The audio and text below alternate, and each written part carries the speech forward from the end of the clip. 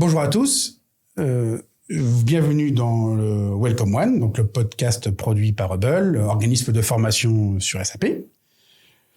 Donc Hubble produit du contenu, des formats, des services autour de la formation, principalement pour l'upskilling des consultants, donc des consultants déjà expérimentés qui veulent compléter leurs compétences. Je m'appelle Mickaël Perrin, je suis consultant SAP, formateur, et également chef de projet. Et depuis quelque temps maintenant, je suis CEO d'Hubble. Donc, comme vous le savez, ce podcast est fait pour donner la parole aux experts du marché SAP, comprendre les enjeux, interpréter les évolutions et idéalement guider vos décisions ou vos actions. Et Welcome One, comme vous le savez aussi, c'est le mot de passe par défaut dans SAP S/4HANA. Donc, on espère que ce podcast sera une forme d'entrée pour des échanges clairs, profonds et utiles à votre travail. Pour m'accompagner aujourd'hui dans ce podcast, je remercie Nicolas Nguyen-Thuy d'être venu jusqu'ici. Et les thématiques que nous allons aborder aujourd'hui, elles tiennent en deux mots, le SAP Activate. Donc notre public a envie de comprendre qu'est-ce qui se cache derrière SAP Activate. Donc, ce sera la première question que je vais te poser. Et naturellement, derrière, on a envie de comprendre finalement la façon d'accéder à SAP. Parce que SAP Activate, ça reste une méthodologie. Donc, comment on accède à une méthodologie reste aussi une question que se posent nos éditeurs. Mais avant toute chose, j'aimerais bien, si tu veux bien, Nicolas, que tu te présentes. Ton rôle, ta carrière, ce que tu fais aujourd'hui et la légitimité que tu as à nous parler de ce fameux sujet SAP Activate. Alors bonjour Mickaël, merci de m'inviter. Effectivement, c'est un sujet passionnant. Je vais d'abord me présenter. Je m'appelle Nicolas Nguyen-Thuy, je suis directeur de programme / delivery exécutif au sein de SAP. Il faut savoir que chez SAP, IMEA, donc IMEA c'est Europe, Moyen-Orient, Afrique. Mm-hmm. Ça va vraiment de l'Afrique du Sud jusqu'en Suède et ça va jusqu'au Moyen-Orient. Donc il y a un pool de programme managers. D'accord. Et je fais partie de ce pool-là qui délivre les projets les plus critiques et les plus visibles pour SAP, les plus stratégiques. Donc SAP est parfois intégrateur et pilote ses propres projets. Voilà, effectivement.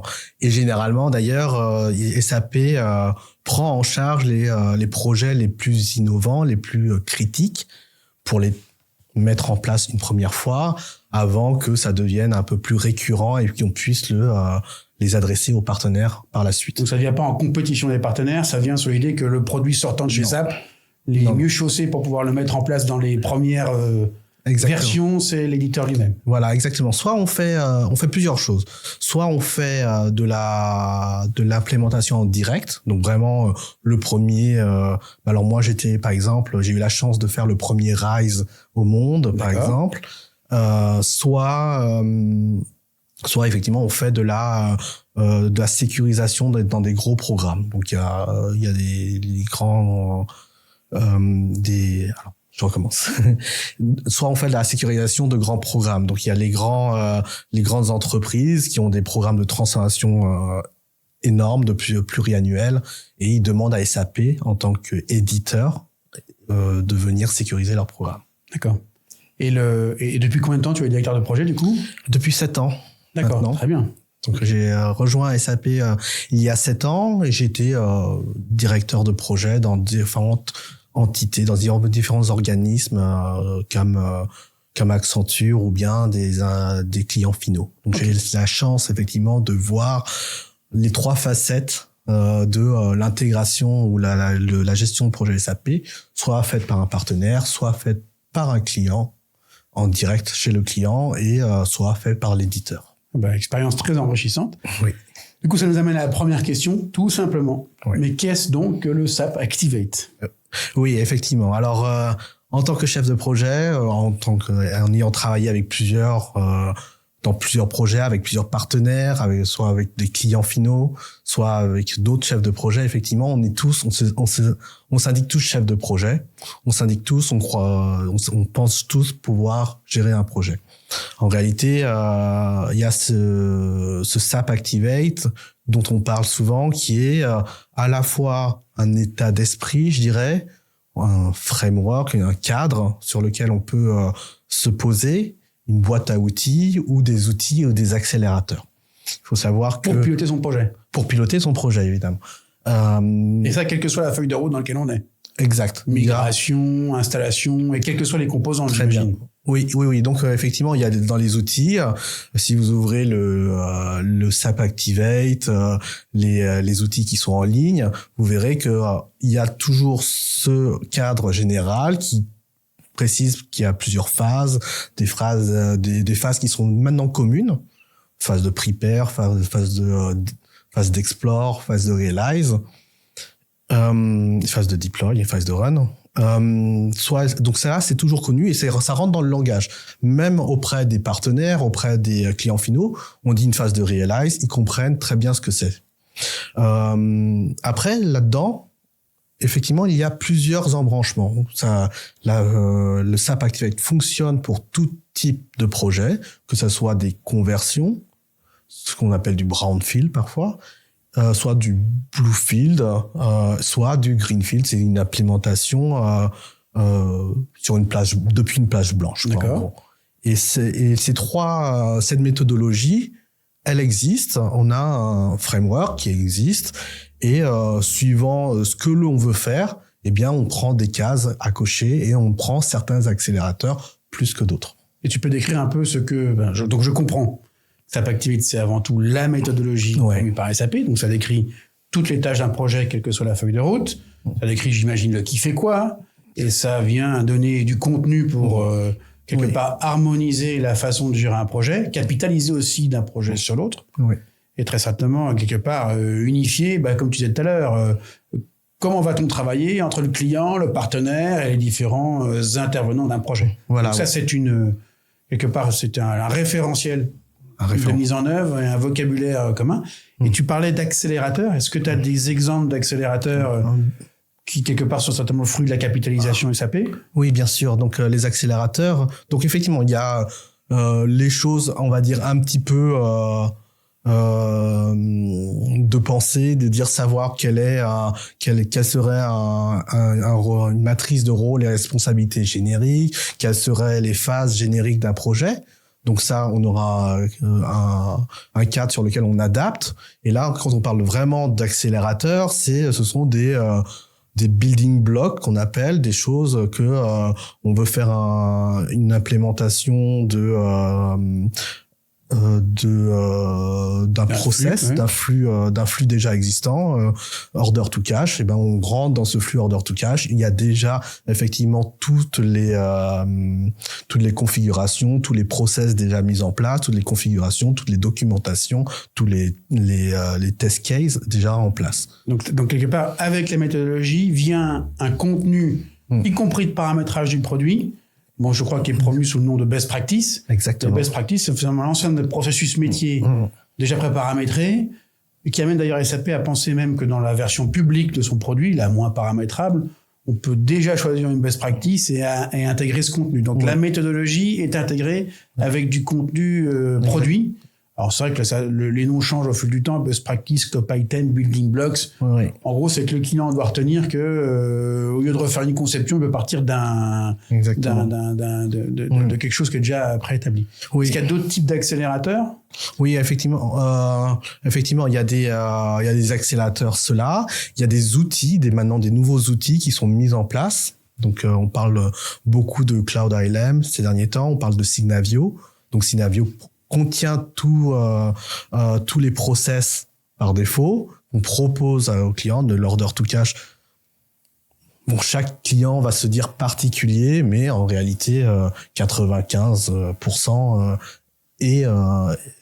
pourrait être réutilisable par les clients. Alors, je me permets juste un petit point. Cloud ALM, Application Lifecycle Management, c'est le nom que donne SAP à tous les outils qui peuvent accompagner vraiment de l'outillage, quelque part du consultant ou de l'acteur projet pour piloter ces différentes phases. Et tu citais Signavio, qui est un outil de modélisation de process et de collecte de données autour des processus vivants dans l'ERP, qui permet globalement de surtout beaucoup asseoir la phase de conception. Il est à noter quand même que les 3 ou 4 derniers gros investissements des SAP, donc rachat des SAP ces dernières années ont été portées exclusivement sur l'outillage. Oui. WalkMe sur l'adoption utilisateur, Signavio pour la partie modélisation, mais aussi LinaX pour la partie infrastructure. Donc on est vraiment, c'est quand même un des gros sujets des SAP aujourd'hui, qui est d'aider les clients à donner une plateforme de configuration pour gérer tout ce cycle de vie projet, la mise en œuvre et la maintenance. Et donc, associé à SAP Activate, je comprends qu'il y a les contenus, les best practices, le préconfiguré finalement, et puis il y a aussi tout l'ALM qui est donc l'ensemble des outillages. Et si on en vient, donc ça donne quand même une vision globale de ce qu'est SAP Activate, ça. Mais aujourd'hui, donc on est en train de me dire, bon, là les produits je comprends, mais la méthodologie, etc. Ok, une fois que j'ai dit SAP Activate, ça m'intéresse et je comprends bien que tout le monde devrait être intéressé par ça. Je fais comment pour accéder à ce fameux SAP Activate? Si tu es à la place d'un consultant aujourd'hui, qu'est-ce que tu ferais et dans quel déséquilibre avant je dois me mettre pour comprendre ce que c'est SAP Activate? Alors moi personnellement, c'est facile. Je fais partie de SAP, donc j'ai accès à ce contenu.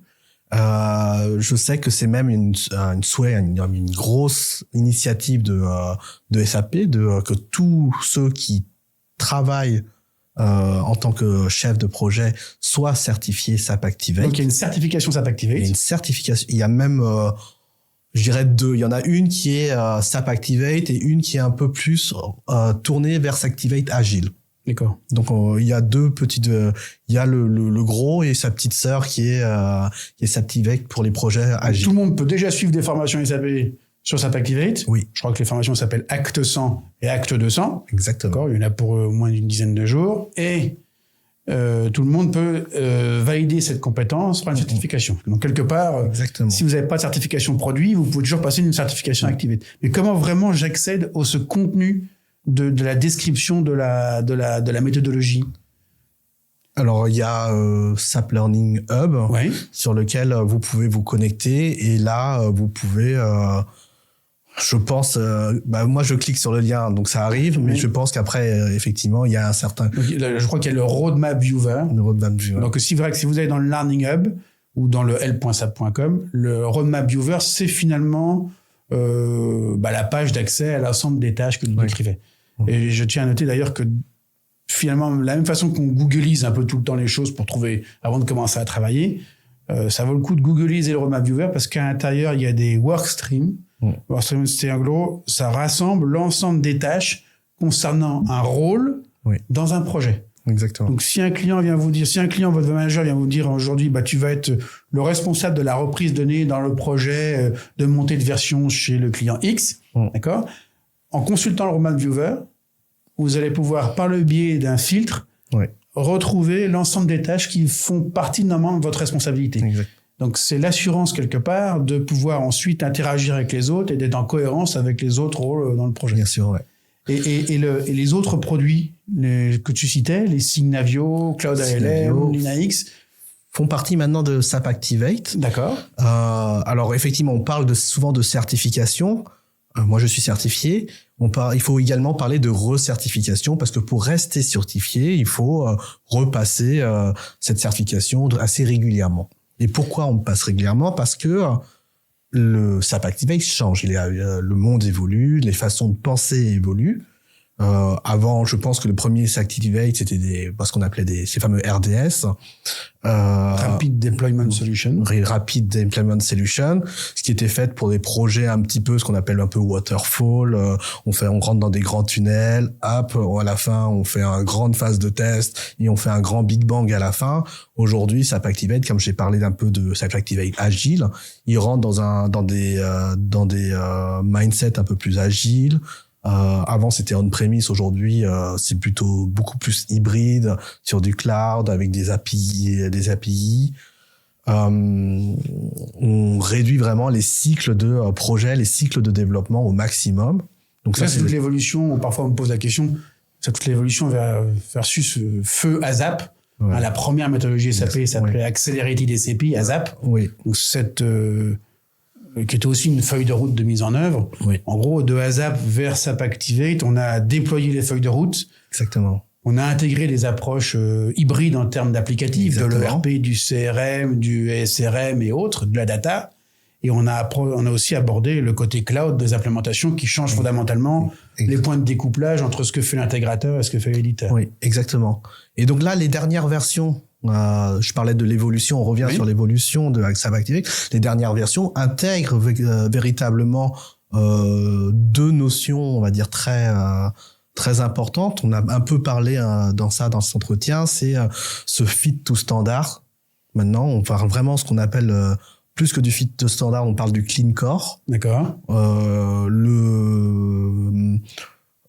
Bon, en revenant un peu en arrière, les choses, quand j'ai commencé, moi, SAP, on faisait on faisait un gros design, on regardait tous les programmes spécifiques qu'il fallait faire, on les faisait, hop, on les testait. Là, vraiment, on part vraiment du standard. On essaye de ne pas changer le standard au maximum. Pourquoi? Parce que les prochaines innovations doivent être compliantes et sont forcément très importantes. On parle vraiment d'intelligence artificielle. Si on veut utiliser au plus possible des SAP et également des évolutions futures de SAP, là, on a vraiment un enjeu capital qui est resté dans le clean core. Donc,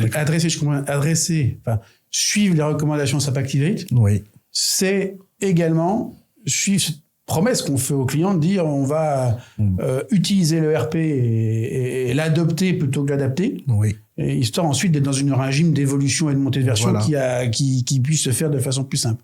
Donc le SAP Activate amène une démarche méthodologique, tu le disais, de fit to standard. Fit to standard, pour nos auditeurs, c'est en gros, vous regardez une best practice, vous présentez donc un processus pré-paramétré à un client et vous travaillez par écart avec cette best practice. Ce qui fait que par défaut, si le client trouve que votre best practice lui convient, eh ben on installe cette best practice et on est sûr d'être dans le standard. Exactement. Et en tant que chef de projet, la conception consiste en méthode agile à détecter toutes les situations dans lesquelles on sort finalement de la best practice pour ensuite être capable de classifier ces écarts, la liste de tous les écarts, et de savoir véritablement ceux qui sont nécessaires, liés à une réglementation ou une méthode particulière du client, versus ceux qui sont du nice to have et qu'on pourrait, là où on pourrait faire évoluer l'entreprise. Donc, la SAP Activate, c'est aussi pour ça que c'est demandé par les clients, c'est que ça finit par être l'assurantialité de rester dans le standard. Voilà. Et le clean core que tu décrivais, je m'excuse, mais le clean core que tu décrivais, c'est le concept de base qui est, messieurs les clients, ne touchez plus au cœur des SAP. Oui. Il y a maintenant la plateforme BTP qui permet de faire des adaptations. Exactement. Et finalement, sur la partie ERP, paramétrage de l'ERP, restons dans le standard. Et le principe Clean Core, c'est l'éternel sujet on doit rester dans le standard pour ne pas payer deux fois et la mise en œuvre du logiciel et ensuite sa maintenance. Oui. D'accord. Mais et sur le sujet quels sont les premiers pas que tu conseillerais aujourd'hui? Peut-être qu'il y a des gens qui vont découvrir SAP Activate alors que ça font 10 ans qu'ils sont dans SAP. Oui. Je comprends indirectement qu'il y a quand même une accélération dans les volumes dans les vitesses de mise en œuvre et dans l'outillage qui est mis en place. Oui. Je crois qu'une partie des outillages en plus c'est accessible aux clients quand ils prennent des contrats RISE puisqu'ils ont des accès partiels avec des crédits à du Signavio, etc. Donc ça va s'imposer progressivement dans les outillages nécessaires à la bonne maintenance SAP et à l'optimisation du coût des SAP. Donc, ça va s'imposer. Moi, consultant, si un jour j'arrive en disant je connais pas Excel, Word, Signavio, LinaX et WalkMe, je vais me retrouver dans une situation de moins-value versus d'autres consultants, l'apport de valeur aux clients. Donc, qu'est-ce que tu conseillerais comme premier pas, un peu en conclusion de ce qu'on vient de se dire là, qu'est-ce que tu conseillerais comme premier pas pour passer du « j'y m'intéressais pas » à « il serait urgent que je me donne un objectif dans cette thématique pour rester compétitif ». Alors oui, effectivement, l'urgence, effectivement, on est obligé de la ressouligner parce que moi, par exemple, personnellement, j'ai comme indication, d'utiliser le Cloud LLM, de Signavio systématiquement dans mes projets. Donc, je fais ça. Point de passage oublié, outillage indispensable. Il y a ce qu'on appelle une toolchain. Cette toolchain, je dois l'utiliser. Donc, ça va être quelque chose qui va être de plus en plus courant et de plus en plus systématique. La première fois, par exemple, que j'ai entendu parler de, je dirais, Solman, qui était, qu'on va dire qu'un peu l'ancêtre de la LLM, effectivement, j'ai dit à quoi ça sert, est-ce qu'il faut que je m'intéresse? Et finalement, très, très rapidement, ça devient l'outil commun. Et la Cloud ALM, ça va être la même chose. Ça va être l'outil commun. Signavio, ça va être l'outil commun. Et donc, il faut être très anticipé cette montée en compétences effectivement par des formations, par des mises en situation et essayer de comprendre le plus possible de quoi il s'agit. Donc le métier du consultant et les outils du consultant changent. Oui. Principalement lié à l'arrivée du cloud et au fait que la position de l'intégrateur versus l'éditeur, elle évolue avec ce partage de responsabilités liées au cloud. Oui. Et aujourd'hui, l'outillage va de plus en plus s'imposer.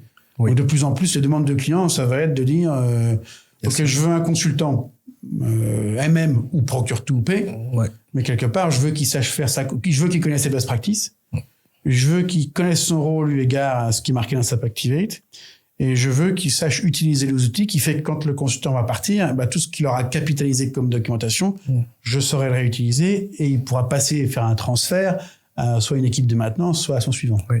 Moi, juste à titre d'exemple, je prends parfois des consultants indépendants ou peut-être venant des partenaires avec lesquels je fais passer des entretiens. Ces questions-là de savoir est-ce que tu connais SAP Activate, est-ce que tu connais les outils, ceux-là, elles sont dans les entretiens. Donc, pour moi, c'est quelque chose d'important. Et ça va s'imposer, j'imagine, de plus en plus dans les sélections de candidats au fil du passage sur S4 et du fait que Cloud ALM s'impose en remplacement de Solution Manager. Exactement. Ouais. Écoute, c'est très intéressant tout ça, sachant que, comme tu l'as dit, il y a une certification à passer. C'est un peu d'effort, un peu de vocabulaire, peut-être plus que dans le reste, parce que c'est surtout de la méthode, donc c'est pas forcément toujours des outils. Oui. Donc, si je comprends bien, et en termes de conclusion, il faut que les consultants prennent le réflexe de s'inquiéter de ce qui se passe dans SAP Activate, d'en comprendre le contenu, d'aller rechercher du contenu et des accélérateurs, et il est urgent de monter dans le train des outillages qui sont maintenant mis à disposition et qui composent un tout, parce que le principe du Cloud ALM, c'est quand même de faire quelque part une forme d'unité entre les outils de test, les outils de conception, les outils d'adoption, d'accord ? Et de plus en plus, c'est ce qu'achète le client à côté de SAP, une gestion de la configuration qui soit optimisée. Et si vous savez pas utiliser ces outils, vous allez rapidement, votre service va être un petit peu caduc, quoi. Exactement. D'accord. Et globalement, peut-être par retour d'expérience, et comme anecdote, moi j'ai repassé la certification SAP Activate il y a pas longtemps et je l'ai loupé, mais ça je ne dirais pas. Parce que j'ai cru que je savais, donc il fallait que je révise à nouveau. Globalement, je pense qu'il faut compter une bonne une bonne semaine. Ouais, une bonne semaine de temps à consacrer à l'apprentissage de cette méthodologie. Il y a beaucoup de choses disponibles gratuitement, puisque dans learning.sap.com, il n'est pas forcément nécessaire d'avoir le Learning Hub pour accéder à tout le contenu. Le Learning Hub sera utile pour l'accès à des lives, mais globalement, il y a beaucoup de contenu disponible. Ouais. Après, ce qui peut manquer, c'est la volonté et l'explication de texte, parce que c'est pas forcément le sujet de tout le monde que d'être un chef de projet.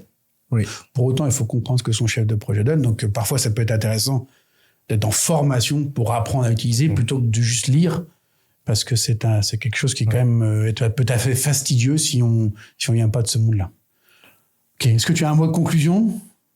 Oui, alors effectivement, il y a cette formation qui est importante. Après, effectivement, évidemment, c'est en exerçant que l'on devient également chef de projet, mais c'est vraiment la complémentarité des deux qui est importante. Oui, d'accord. Donc ça, je parle là, le plan de carrière, si vous voulez pas rester constant toute votre vie, devenir un peu manager de l'eau ou coordinateur fonctionnel, chef de projet, ou comme toi aujourd'hui, directeur de programme, il y a pas c'est un passage obligé que d'apprendre la méthodologie et de se certifier. Oui. Écoute, Nicolas, merci beaucoup pour ces explications. Je pense que c'est très clair. Et rendez-vous dans un prochain épisode. Au revoir. Merci, Yoko.